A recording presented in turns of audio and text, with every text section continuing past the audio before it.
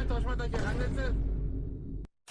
Bugun biz bu qovoqbosh Minecraftda nima qilayotgani, nimaga uni ismi Herobrine, uni atayin sizni qo'rqitish uchun yaratganmi va uni o'zbeklar yaratganmi degan savollarga javob olamiz. Joylarga qulayroq o'rnashib oling, biz boshladik. Agar siz Minecraft o'ynaydigan bo'lsangiz, katta ehtimol bilan siz Herobrine haqida eshitgansiz. Bilal aka, nima qorasiz aka? Xullas, Herobrine qanday paydo bo'lganini bilish uchun ancha yillar orqaga qaytishga to'g'ri keladi. Xullas, bundan ancha yillar oldin hech nima bo'lmagan. Minecraft rasman 2011-yilda dunyo yuzini ko'rgan bo'lsa-da, ammo Herobrine bundan 1 yil oldingi 2010-yilda chiqqan alfa versiyada o'yinchilarga ko'rinish beradi. Bilaman ko'pchilik tushunmadi, hozir tushuntirib berishga harakat qilaman. Boya aytib o'tganimdek, 2010-yilda Minecraftning alfa versiyasi ommaga taqdim etiladi. Herobrine haqidagi dastlabki hikoya ham o'sha yilda paydo bo'ladi. Korotch yozmasdan tushuntirib beraman. Copyland ismli o'yinchi Minecraft forumida post qoldiradi. Hikoyada u oddiy bir kishilik rejimda o'ynayotgan vaqtida g'alati narsalarni sezishni boshlaydi.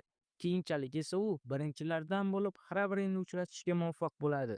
Uni olgan rasmi esa bir zumda juda katta mashhurlikka erishadi. Timur tog'a. Timur tog'a. Ammo lekin biroq Herobrine birinchi marta ko'rinish bergan alfa versiyani o'qishingiz qiyin. Lekin uni topib o'ynasangiz ham qancha harakat qilmang, Herobrine'ni baribir topa olmaysiz. O'sha vaqtda Copyland katta mashhurlikka erishganidan so'ng odamlarni lo'q qilaman deb o'zining yana yangi hikoyasini to'qishni boshlaydi. Xullas, buni ham cho'zmasdan tushuntirib beraman. O'sha vaqtda Copylandning rasmlari mashhurlikka erishganidan so'ng yangi hikoyasini yuqorida aytib o'tganimdek to'qishni boshlaydi. Hikoyasida u Notchga, ya'ni Minecraft yaratuvchisiga elektron pochta orqali murojaat qilganini aytgan va elektron pochtasiga Notch "Mening ukam bor, lekin u o'lgan. Herobrine o'yinga kiritilmagan" deb javob berganini da'vo qilgan. O'sha voqeadan keyin Minecraftdagi Herobrine Notchning ukasi degan gaplar tarqab ketgan. Ammo Notch bularni hech birini tan olmaydi va bularning hammasi soxta ekanligini aytadi.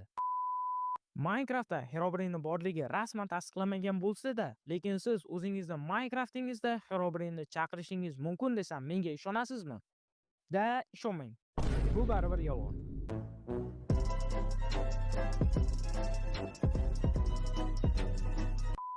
O'yinchilar Minecraftda har xil narsalar yasab, Herobrine'ni chaqirishga harakat qilishgan.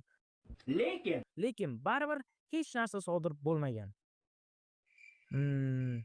Qaysi kalla bilan bunaqa bo'ladi deb o'ylashgan. Hozir esa sizlarga o'zingizni Minecraftingizda qanday qilib Herobrine'ni chaqirishni o'rgataman. Buning uchun bizlarga kerak oyim. Uzr adashib ketibman. Biz hozir Herobrine'ni chaqirish haqida gaplashayotgandik. Herobrine'ni chaqirish uchun sizga 4 ta olmos bloki, 4 ta lava va bir xalta nos kerak bo'ladi.